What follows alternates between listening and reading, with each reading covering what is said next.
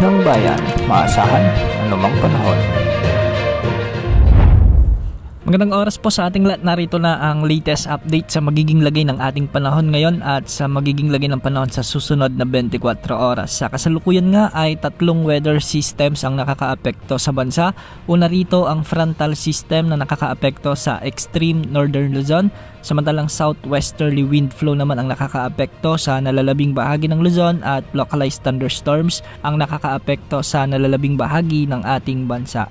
Makikita nga natin sa ating satellite animations na sa Batanes ay magiging maulap ang mga kalangitan na may mga kalat-kalat na pagulan at thunderstorms. Dulot ito ng umiiral na frontal system. Ang frontal system, ito yung salubungan o banggaan ng malamig at mainit na hangin. Dahil dito, posible ang banta ng mga biglang pagbaha o pagguho ng lupa, lalo na kung may mga katamtaman at malalakas na pagulan at minsan ay matitinding pagbuhos ng ulan. Samantala, southwesterly wind flow naman ang nagdadala ng maulap na kalangitan na may mga scattered rains and thunderstorms sa Metro Manila, Ilocos Region, Cordillera Administrative Region, Central Luzon, ang nalalabing bahagi ng Cagayan Valley, Cavite, Laguna, Batangas, Rizal at Occidental Mindoro.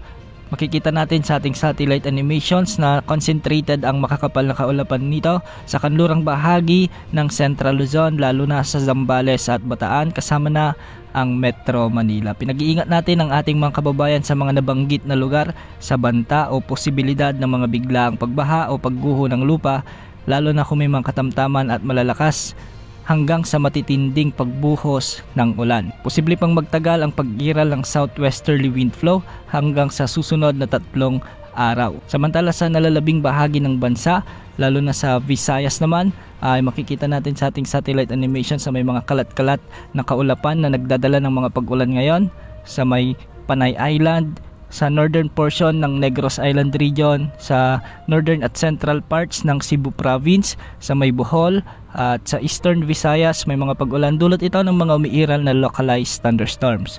Samantala sa Mindanao may mga pag-ulan din sa may Zamboanga Peninsula, Bangsamoro region at ilang bahagi ng northern Mindanao. Dulot naman ito ng localized thunderstorms. Sa nalalabing bahagi ng Mindanao, sa Caraga region, Sorsogon, Davao region ay magiging bagyang maulap hanggang sa maulap ang kalangitan, ngunit may tsansa pa rin ng mga kalat-kalat na pagulan dulot ng thunderstorms. Sa mga susunod na araw ay posibleng may mabuong sama ng panahon sa hilagang kanlurang bahagi ng Luzon at ito ang magpapalakas sa paghila ng southwesterly wind flow. Sa mga susunod na linggo o araw ay posible na ring ideklara ng Pag-asa ang opisyal na pagsisimula ng tag-ulan sa bansa o yung tinatawag nating habagat season. Yan munang update sa lagay ng panahon. Ito po ang weather update ng bayan, maasahan anumang panahon.